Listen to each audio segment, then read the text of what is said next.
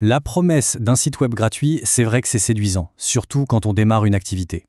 Une présence en ligne sans débourser un seul centime, l'offre est tentante, c'est clair. Mais cette gratuité est-elle vraiment réelle? C'est la question qu'on va décortiquer. Et pour commencer à y répondre, il y a ce vieil adage du web qui dit à peu près tout. Si on ne paie pas pour le produit, c'est qu'on est le produit. Ça n'a jamais été aussi vrai et franchement, ça met tout de suite sur la bonne voie. La gratuité a bien un coût, simplement, il n'est pas là où on l'attend.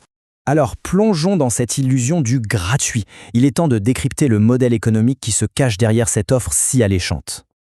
Ok, pour bien comprendre, il faut voir qu'il y a deux grandes approches. D'un côté, on a l'open source. L'exemple typique, c'est WordPress.org. Là, le logiciel est gratuit, on en est propriétaire et on peut choisir son propre hébergement. C'est la liberté.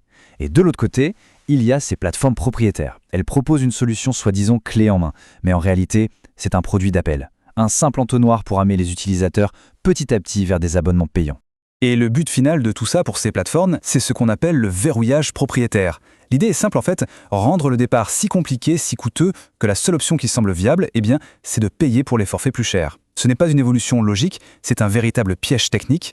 Pour se représenter ça, l'image de l'iceberg est parfaite. La partie qu'on voit a l'air super, mais le vrai danger, il est caché, juste sous la surface. Et voilà cette fameuse pointe de l'iceberg. Ce qu'on voit en premier, 0 € pour l'installation. C'est simple, c'est direct et c'est ce qui attire des milliers de personnes tous les jours. Difficile de résister. Mais maintenant, regardons ce qui se passe sous l'eau, la partie immergée de l'iceberg. On parle de publicité qu'on ne choisit pas, imposée sur son propre site, pas de support technique en cas de problème, une visibilité quasi nulle sur Google, et le pire, l'impossibilité de déménager son travail ailleurs. Le vrai prix à payer, il est là, en image de marque, en perte de contrôle et même en exploitation de ses propres données. Parlons maintenant d'un point crucial, le référencement, le SEO. Opter pour un site gratuit, c'est un peu comme se lancer dans une mission suicide pour sa visibilité sur Google. Le premier gros problème, c'est l'adresse du site. C'est ce qu'on appelle un sous-domaine. Pour Google, une adresse comme monnom.plateforme.com, ça veut dire une seule chose. Le site n'appartient pas vraiment à son créateur. Toute l'autorité, toute la crédibilité qu'on construit avec le contenu, elle ne profite pas à notre marque. Elle va renforcer la plateforme. En gros, c'est comme travailler gratuitement pour eux. Et puis, il y a les monodes techniques. Les sites sont lents. Pourquoi? Parce que les plateformes brident volontairement la vitesse des comptes gratuits. Le code derrière est lourd, impossible à optimiser, et l'accès aux fichiers essentiels pour que Google comprenne bien le site, il est tout simplement bloqué. C'est vraiment la recette parfaite pour se retrouver au fin fond des résultats de recherche. On en arrive à un point absolument fondamental, le piège de la propriété. À qui appartient vraiment le site web? La réponse pourrait bien surprendre. L'analogie est parfaite. Utiliser une plateforme gratuite, c'est exactement comme construire son entreprise, sa boutique, sa maison sur un terrain loué. Et le propriétaire du terrain, lui, peut décider de tout raser du jour au lendemain. Et ce n'est pas qu'une image, la question est réelle. Que se passe-t-il si la plateforme décide de supprimer le site demain? Il suffit de lire les conditions d'utilisation, ce que personne n'est fait jamais, pour y trouver une clause de fermeture arbitraire. La plateforme peut fermer un site sans préavis pour une soi-disant violation de règles ou juste un changement de politique. Des années de travail peuvent littéralement disparaître en un seul clic. Et si on décide de partir avant que ça n'arrive? C'est là qu'on découvre le concept des données en otage. Ces plateformes sont conçues pour une chose: empêcher une exportation simple et propre. Le contenu, les images, tout est verrouillé. Ça force souvent à tout recommencer de zéro si on veut migrer ailleurs. L'histoire de Marc, un menuisier, est vraiment parlante. Il avait mis 300 produits sur son site gratuit.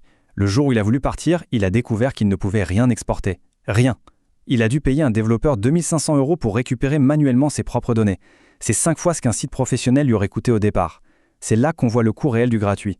Bon, heureusement, il y a une solution. C'est l'alternative professionnelle. Et il faut voir ça non pas comme une dépense, mais comme un investissement dans un véritable actif numérique. Regardons les chiffres, c'est ce qui parle le mieux. Si on compare sur 3 ans, le modèle dit gratuit, entre les forfaits qui deviennent obligatoires et le coût d'une migration forcée, ça explose. On arrive à plus de 2600 €. En comparaison, une solution professionnelle où l'on est propriétaire de tout, ça reste sous la barre des 250 €. La différence est énorme. Ce graphique le montre de manière encore plus visuelle, encore plus frappant. L'écart est juste colossal. D'un point de vue purement financier, l'argument en faveur d'une solution pro dès le départ il est indiscutable. Et c'est ça le point le plus important. Posséder son propre site web, un site pro, sécurisé, optimisé, ce n'est pas un luxe réservé aux grandes entreprises. Quand c'est bien fait, le coût réel peut être inférieur à 100 € par an. C'est un investissement vraiment minime pour avoir un contrôle total sur son business en ligne. Alors, concrètement, comment bien démarrer? C'est assez simple, en 3 étapes. D'abord, étape 1, sécuriser son propre nom de domaine. C'est l'adresse, c'est la base de tout. Étape 2, choisir un hébergeur web fiable et abordable.